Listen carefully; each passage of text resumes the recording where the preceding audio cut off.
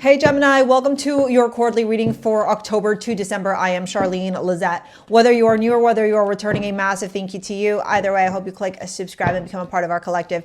You guys, as I'm pulling out these cards for this next quarter, we're going to do 3 cards for October, 3 for November, and 3 for December. I want to say thank you to you guys. Thank you whether you just tuned into us here, you joined us on the channel, or you've been here for a while. I'm really grateful for you guys, whether you supported the GoFundMe that I put together for that family in need. It's still up, by the way. You like, comment, shared, subscribe, take any of my courses, watched any of my content. Like, you guys, without you, this wouldn't be possible. And, you know, without getting sentimental here, I was sitting down realizing truly how blessed I am to be able to serve you guys and be this guide, this teacher, this support, this bestie to you all in your journey, and that you've trusted me to take you along with, with me on this ride. So thank you a lot. I'm not going to cry. I'm just pulling out the last couple cards. We're going to dive deep into love at the very end. So if you're into that kind of stuff, stick around, get comfortable. I got to say this, okay? Your reading is quite spectacular. Give me 14 of them. We've got your card actually showing up as the astrology card, which tells me you're going to be on fire. I wonder if it has something to do with Uranus in your sign, or, I don't know the rest of your chart, so I can't really speak to like the actual transits, but something here is a brewing for your highest good. You've got the Gemini card showing up, like I shared with you all. In astrology, you rule the 3rd house, and the 3rd house in astrology has everything to do with communication, siblings, intellect, the way we process information, the way we deliver information as well. It also has to do with social media, early education, learning, and our immediate environment, our immediate communication, our immediate community. Mercury being Hermes, the messenger god, you are full of ideas, curiosity, knowledge. You're so brilliant. And if I've never told you this before, I have such a softie spot for you guys. One, you're my 4th house, so I have Gemini 4th house. But on top of that, my sun is a Gemini rising, a Gemini Venus, and a Gemini Mercury. So just the Gemini energy to me is like one of my favorite energies. It's just so bonkers, but like just the right type of chaos that I love in my life. And so thank you guys for watching me, and thank you for sharing your beautiful energy with all of us. We're really blessed to have Geminis in our life. I'm a firm believer in that. For October, you have the Queen of Wands, the Queen of Pentacles in the world. I love this for you, okay? This screams to me success, stability, blessings, financial wealth, charisma, confidence, courage, abundance, and a wrapping up of a cycle here pertaining to maybe your finances or a goal that you had. So like this could have been a goal that you set for yourself financially, for your business, for your evolution, for your own, spiritual journey or your self-development journey. Or this could have been a goal that you set to yourself about your fitness, your self-love, your investments. Like there's just something here that is coming to a completion that's going to feel really good for you. I think a lot of you are going to just feel like I freaking did it. I am in such a good place. I'm so proud of myself. And if you're not there yet, let's take a moment right now to just celebrate truly how far you've come. Pay attention to where you were last year, pay attention to where you are now, and truly acknowledge and recognize how far you've come. Sometimes I really think that we forget to do that, right? I always think to myself, when I was 2017, 2018, and I was on the verge of homelessness,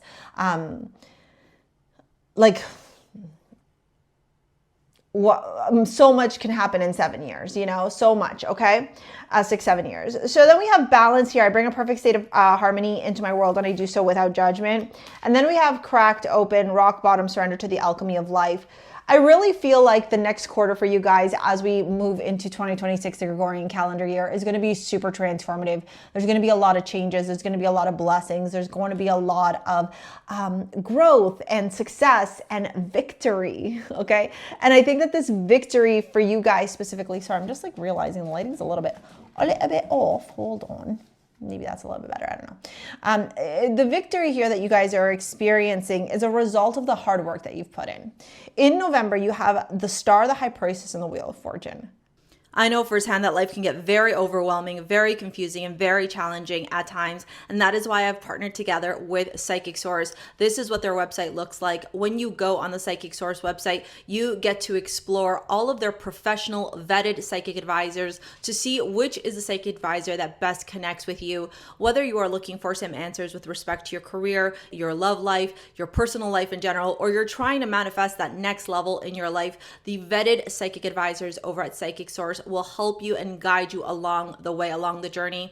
And I even use them myself. Yes, I know that I'm psychic. Yes, I know that I use tarot and astrology and all sorts of divination. But trust me, trust you. Sometimes I need a neutral third party who is a professional, who is vetted to guide me as well in my journey. And that's when I reach out to Psychic Source. I love that it is a judgment-free zone. It is a safe space. And my favorite part is that you can connect with the vetted psychic advisors in a multitude of different ways. So after you go through the profiles and you pick the one that you like best, that you feel calls to you, you can either call them, text them, or video call. I like to call them myself, and they are there to help and guide you through life's enigmas. Now, for those of you that are new to Psychic Source has been kind enough to extend up to 40 minutes for just $19.80. It is a $240 value that you are receiving by using my link. It's right here or down in the description box below. Now, a massive thank you to Psychic Source for sponsoring today's video. Let's get back to your reading and see what the cards have in store for you. I just feel like even December doesn't look that bad, to be honest. There's that Seven of Swords, we're going to talk about it, but the Star, the High Priestess, and the Wheel of Fortune, wish fulfillment, healing, hopes and dreams, the High Priestess, tuning into your intuition, listening to the internal messages, higher consciousness source, and the wheel turning in your favor. Like, I kid you not, I just feel like the next quarter for you guys is so powerful, so potent, and I feel for a lot of you guys, you're just going to be stepping into this energy of like, I don't, it's given a little bit of like mad scientist, but also at the same level, it's also giving like, but